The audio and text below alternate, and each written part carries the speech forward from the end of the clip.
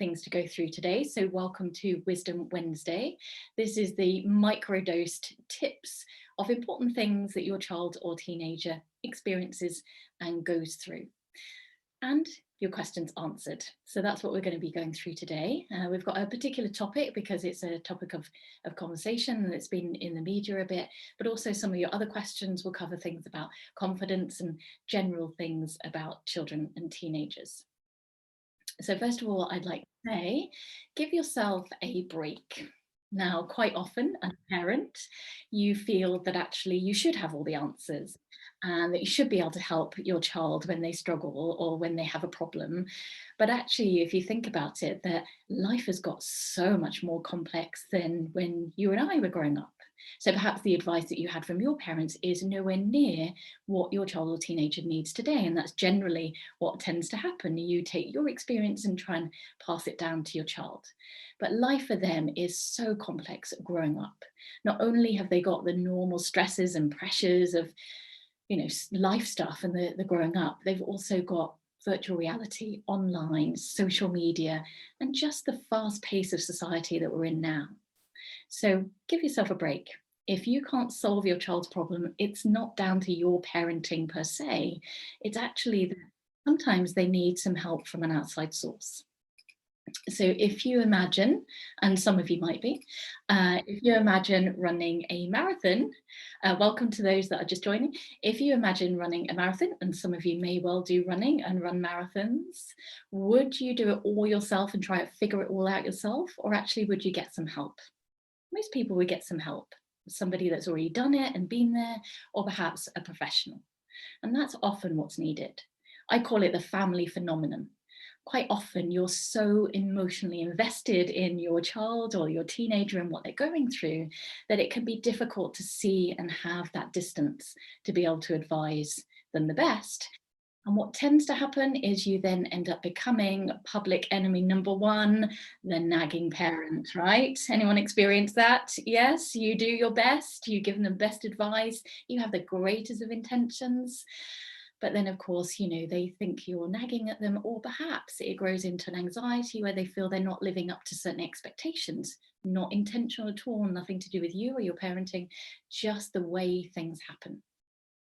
So I just wanted to give you some reassurance that if your child is struggling or having a challenge or a problem, actually that's normal. I was having a conversation with my husband on the way back from the dentist this morning, what an experience that is now, all about challenges, because we think our dentist has had really big challenges with his business. And actually challenges are there to help us, to make us grow.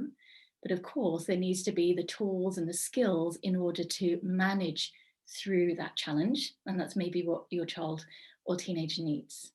So just a few rules to get the most out of our time together.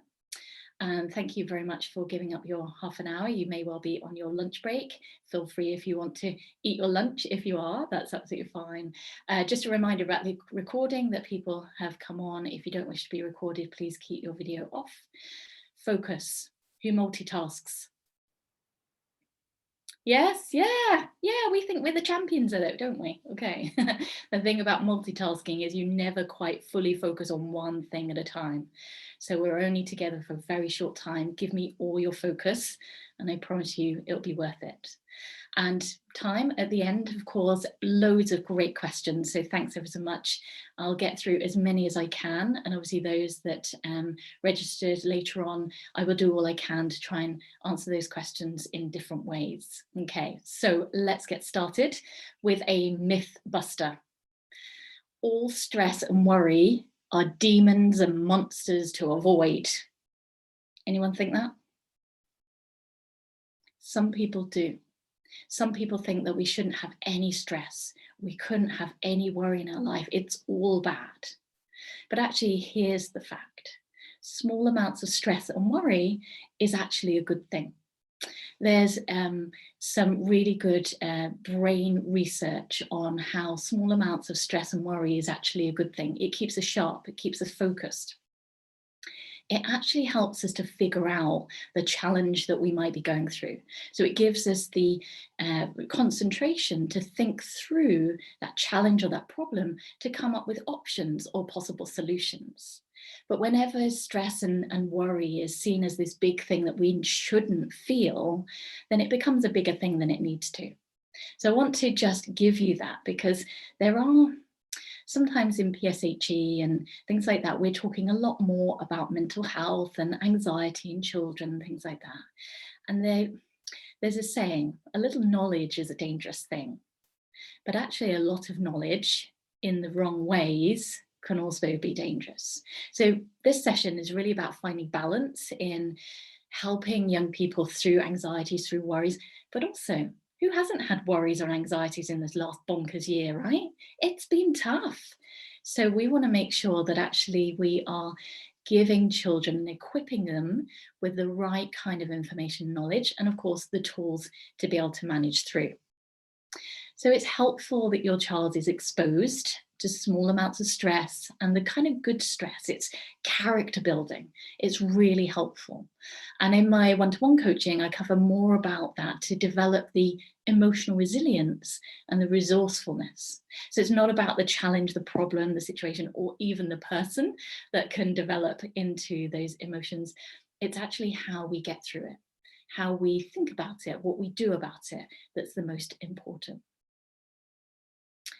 So let's talk about anxiety. Who feels worried or overwhelmed at times? Yes? It's a normal thing, actually.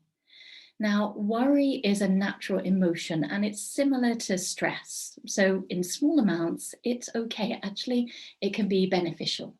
But it's when it gets to that larger amount, or when we become so overwhelmed, or we have that overthinking that is just so incessant, that it becomes a problem. So you might wonder, well, actually, what's the difference between worry and anxiety?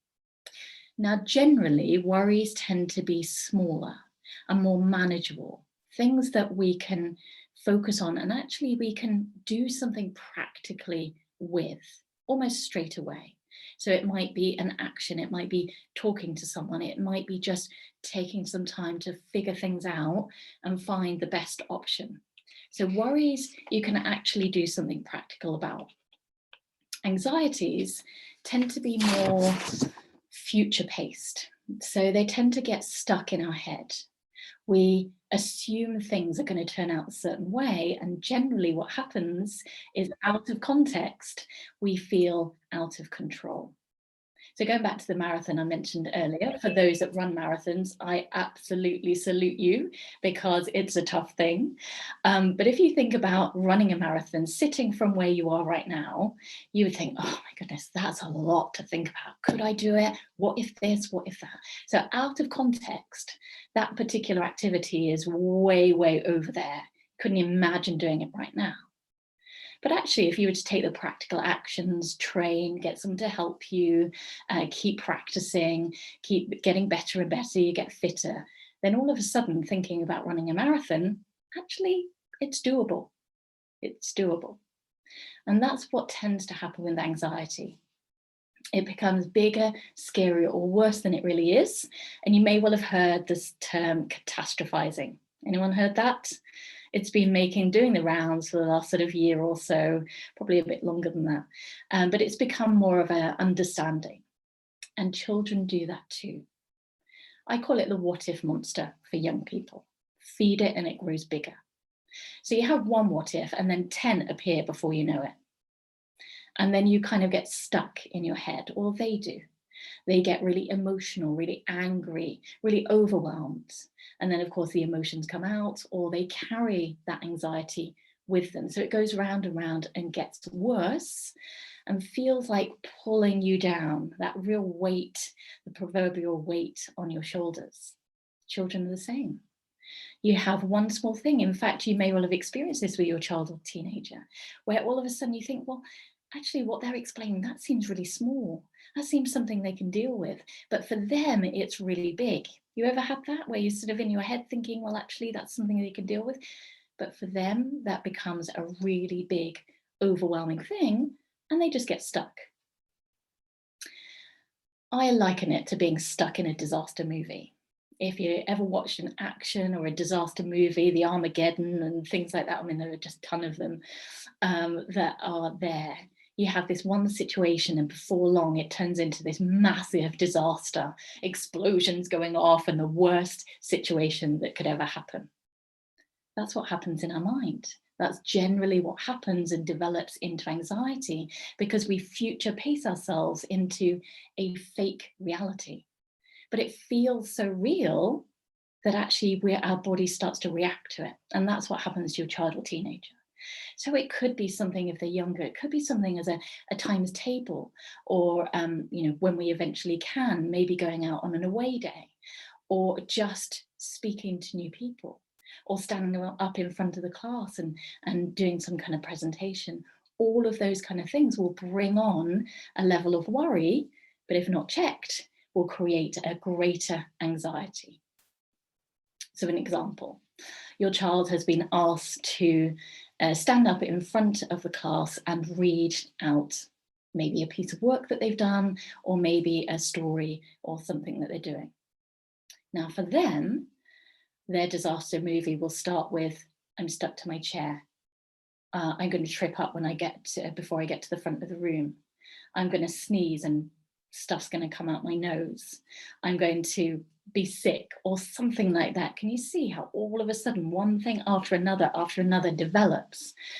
And of course, none of those things happen. But I don't know whether either you were with me last week, and if you were, welcome back, or you've watched the YouTube recording from last week, but our mind is like a magnet. And actually what we start thinking about starts to become our reality.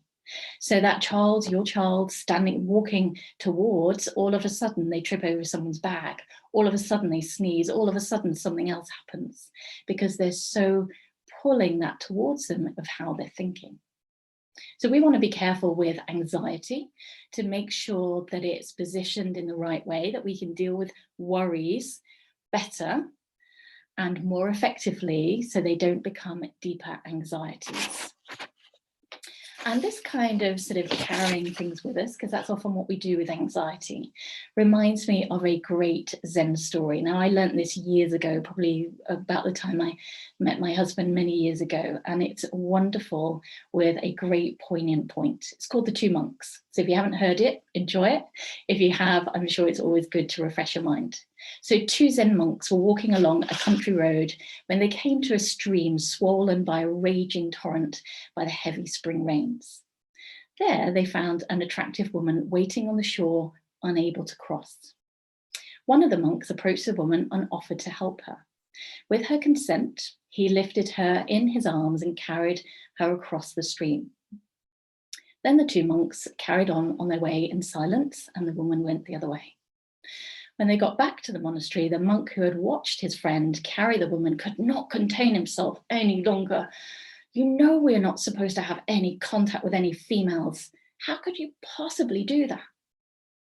Ah, said the other monk, I put the woman down hours ago. But how come you're still carrying her with you? And I think that's an amazing way of actually, when a situation happens, quite often without realizing it, we carry it with us as a worry that generates into other emotions and perhaps becomes an anxiety.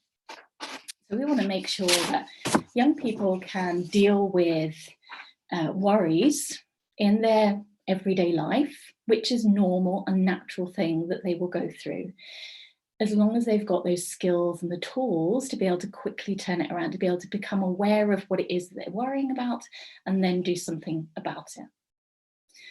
So one of the things that is really easy to do is get them to write down their worries. Now at school, they might not be able to do that, but take some time and train them into coming home after the school day and actually writing down anything that was worrying them. And the process, and you can do this as well, if you ever, I'm always into action lists and writing things down on a bit of a pen and paper. Girl, I love stationery. I'll be first in the queue when Smiggles opens. But one of the other things that happens when you write things down, you get to gain perspective. So when you carry things in your head, when your child or teenager is so worried and constantly thinking about that particular thing, it takes on its own life. It becomes bigger than it needs to. So when they or you write down worries, you think, I need to speak to somebody about that. They might need to speak to you, speak to the teacher, deal with it with their friends, depending on their age. There might be other worries that they write down and they think, oh, actually, I can, a bit of time, I can figure that out. I know what to do. And there's going to be other worries that they write down and they think, why was I worried about that? Because it's so small. When written down, stuck in the head, it feels so overwhelming and bigger than it needs to. So something you and they can do and make it a thing, make it just a natural, normal thing. You've got some worries, write them down, deal with them, get rid of them. Then remind yourself of something that makes you smile, makes you happy, makes you relaxed. Life is here to be enjoyed, but of course, during uncertain times and heightened anxiety, it feels very different.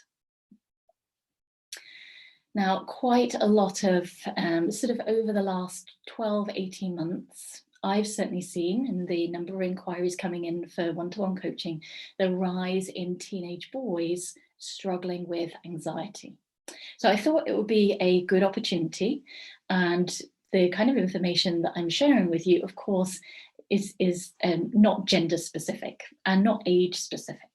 It just gives you an idea that actually a lot of teenage boys are really struggling with anxiety and, of course, what to do. One of the things to be able to help them, well, actually, it comes down to 3 C's that I believe: communication, creative expression, and competence. Okay, so with communication, you think about the last time that something didn't go well. You wished you'd done something better or you'd made a mistake. How do you normally communicate to yourself? Oh, I'm so rubbish. I'm so terrible. I can't do this. I'm so bad. How many times have you heard your child or teenager say that? I'm bad, I'm trash, I'm rubbish, and maybe worse. So sometimes we say it out loud, but quite often we say it internally. And actually what we communicate determines the outcome. So thinking back to the mind and the magnet, whatever we tell ourselves, actually that's the belief of what we start to develop. So questions can be an amazing start of the process of communicating better with oneself. So this is for your child or teenager and also see yourself. Questions, ask bigger, better questions. It helps to become more resourceful in that particular moment. So thinking back to what I said about worries. Okay, well, if in that moment you started to notice you were having a worry or your child was expressing they were worried about, then you can start to ask bigger, better questions. How can we get through this? What can you do right at this moment? Actually, what is the worry? Because in half of solving that worry or perhaps that greater anxiety is identifying what it is. So communication is really important. The next, you may have heard of it, you may not, creative expression. So what is that?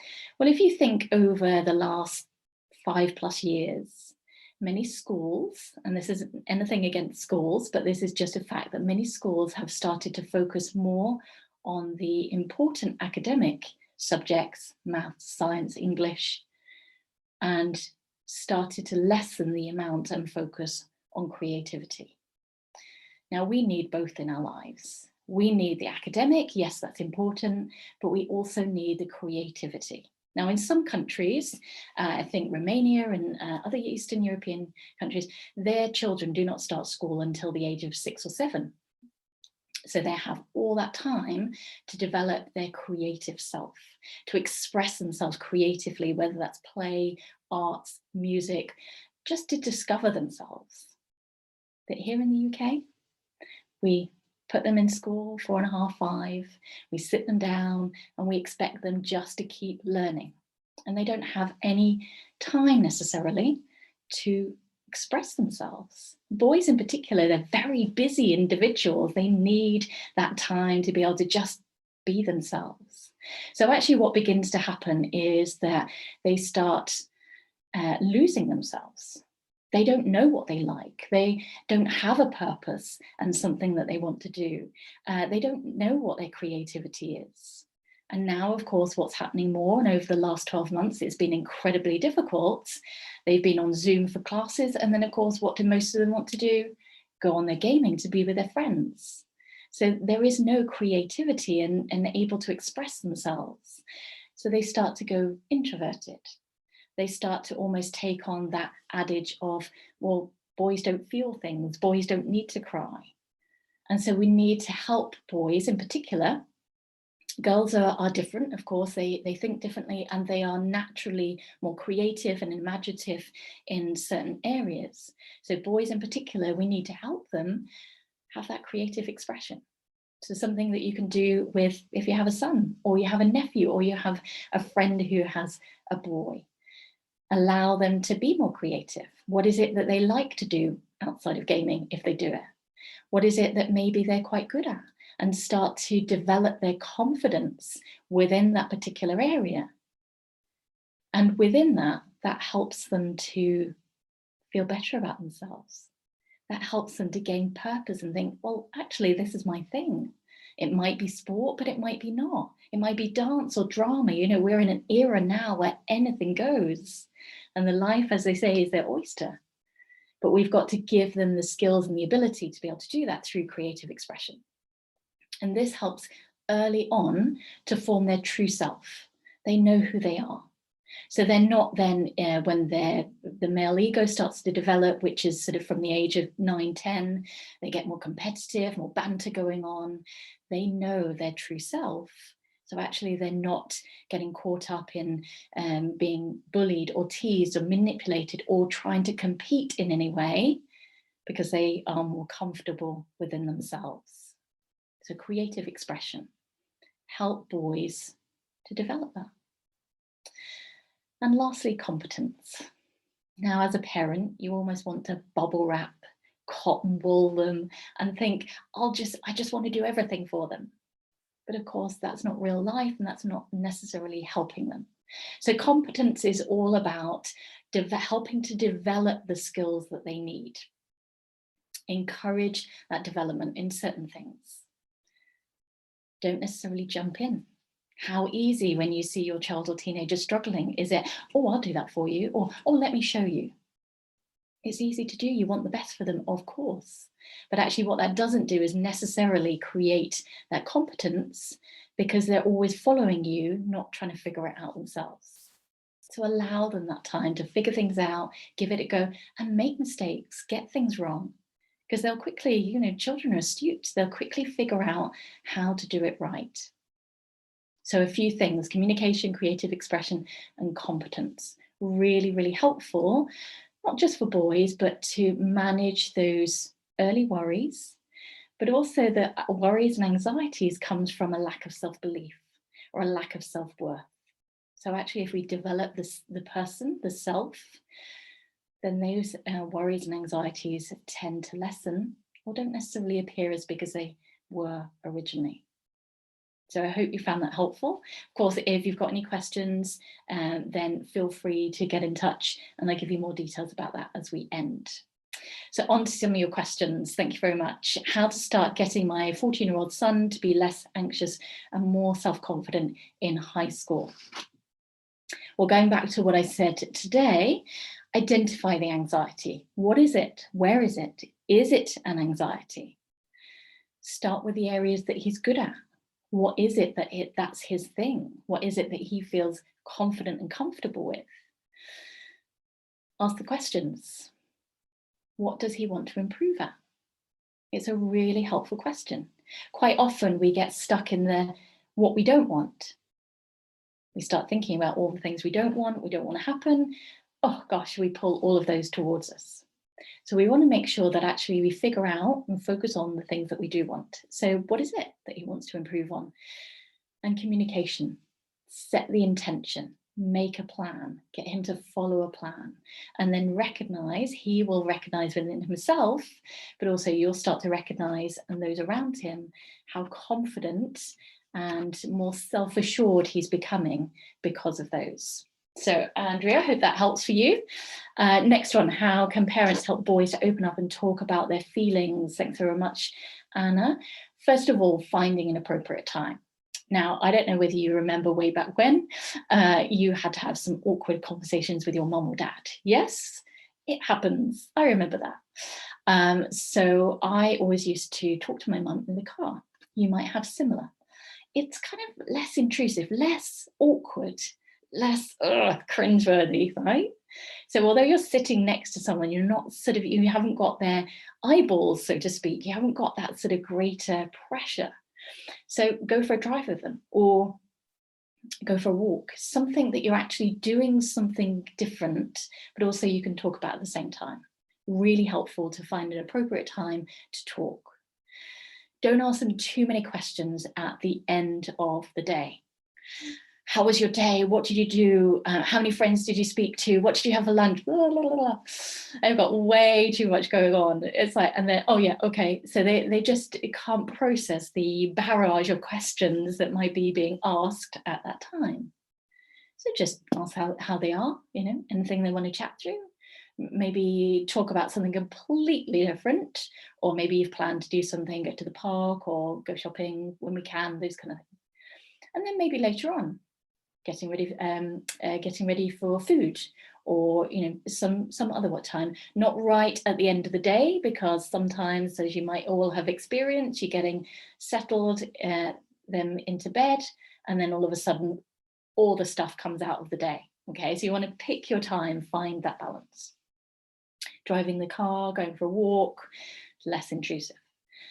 And going back to questions, sharing your experience, knowing and identifying that actually, oh, you know what, I had a really tough day today, but this is what I did.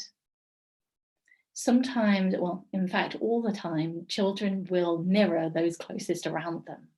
So actually, if they see that you struggle from time to time, you don't get it right all the time, you mess up, it's normal, it's okay. And actually encouraging them to see that from time to time, that kind of vulnerability, can be really helpful. Because who has it together all the time? No. But if all your child or teenager sees is that you have it together all the time, it could be giving them a false sense of security in that way. So Anna, hope that helped. Couple more. How can I respond better to my son to increase confidence and decrease anxiety? First of all, stop and listen. Now, of course, at the beginning of this session, I said about multitasking and staying focused. I see that you have stayed focused with me. Thank you very much. We're probably going to go about 5 minutes over, so hopefully you can stay with me. But how many times have maybe you've asked a question to your child, and then you're busy getting dinner ready or something else and rushing around and, just half listening? Stop and listen to them. Take a moment to really understand what they're saying, because children will communicate with you, but you have to listen to actually really what is going on and what they're saying, and identify where it is. Is it happening now, or is it future pacing, like the anxiety, the what ifs, the I can't do's, the scaringly imagination that begins to happen? So whereabouts is it? Create a plan together. And that means coming up with possible solutions, or giving them the time to think through the challenge or the problem, and then coming up with a few options to talk it through with you. Know that you're there listening, fully attentive and listening to them. And then get him or your child, whoever it is, to take action with the reassurance that you're there. So you're giving them the plan, you're helping them through, but they also have that self-assurance that actually, I'm going to give this a go. I'll see what happens. And so they have the reassurance that you're there if they need you, and be aware of communication. So communication can get quite negative quite quickly, or we can get quite over dramatic, using things like always, everyone, no one, everything, impossible, without realizing it. So we want to make sure that we're aware of our communication, but also that you're aware of actually what your child is communicating. Everyone leaves me out of the group. Everyone. And then you start talking about it, and it's actually only one person. And it's this one person who maybe has something against them because they're jealous or envious. So that one bit of information and communication, by being attentive and communicating and listening, actually you can get to the real situation that makes them feel better. So Nick, hope you found that really helpful. And finally, how can I show my kids that I am not anxious even when I am? Well, young people are astute. They pick up subtly and subconsciously on an energy level what's going on in the house. And of course, probably more so over these last 12 months, because we've been seeing the same faces every single day, and you just can't hide from those things. So maybe you and your partner, your husband or wife were sort of talking about things when the kids were not around or not within earshot. Of course, over the lockdown, it's been incredibly difficult. And also that they'll know, they'll pick up on those things. So it's important to be open and honest and find that balance, that from time to time we will feel worried. Sometimes that turns into anxiety. It's not the fact that it happens, it's more the fact that you're aware and you are able to do something about it. So children will mirror those around them. So actually, if you don't talk about any of this stuff, then you could be actually unintentionally training them not to talk about it. So they might say, oh no, we can't talk about that. No one talks about that. Almost like a taboo. And although we are now in the era of talking more about mental health and anxiety, there's still quite a sort of closed door about it. Okay, so show from time to time your vulnerability as a parent. And then, of course, when they see you positively dealing with things, actually it makes them feel like, oh, that's just normal. That's the way it is. We have challenges, we have problems, we make mistakes, but actually we can deal with it. We talk about it, we find solutions, or we just sit with it for a while if we can't figure it out. So it kind of normalizes the fact that we will feel things. We should feel things. We're feeling beings. But we want to make sure that those feelings are not controlling us. And the last thing about sort of anxiety within a family is that what tends to happen, and I saw this 2009 after the 2008 crash particularly, and of course over this last 12 months, is if they see you being worried and anxious and they understand your tone and your energy level and other things going on, they might not want to bother you with their worries, so they keep them to themselves. And that I've seen happen a lot over a huge amount of years that I've been coaching. So they will see you worrying or, feeling not so good about yourself. Oh, I don't want to worry mum and dad. No, I'll just keep it to myself. I'll figure it out. And then, of course, it becomes a bigger problem. That's the worst thing you can do. So in a family, find balance. It's important to talk about it, but not just talking, more doing. So I hope you found that helpful. Thanks ever so much for sticking with me. If you're still looking for help, there's obviously 2 ways that you can do that. My highly effective one-to-one coaching, not just about confidence, but emotional resilience, dealing with the emotions, understanding emotional triggers and how to get through them with tools, techniques, and exercises, strategies to help. And it gets results. Feel free to thanks, Kathy. Feel free to visit our Trustpilot page. You'll see lots of really helpful reviews from parents. And also, secondly, my best-selling live social confidence transformation course. This is a 4-week course for children and teenagers, really transformational. Social confidence has become a really big thing over the last few years. And of course, lockdown has not helped with that kind of situation where children are anxious in social situations. So I hope you can join me for next one. It's going to be the last one before the Easter break. We're going to have a couple of weeks break for Easter because everyone's going to be busy eating chocolate, getting out there and doing all the things you do over Easter. But next session, next week, I will be talking more about the struggles that young people have in social situations and how to help your child speak up and find their voice. So thanks so much. It's been an absolute pleasure. Enjoy the rest of your week and hope to see you soon. Thank you. Bye. Bye. Thank you. Bye. You're welcome. Bye. Thank you. You're welcome. Bye-bye. Bye. Bye.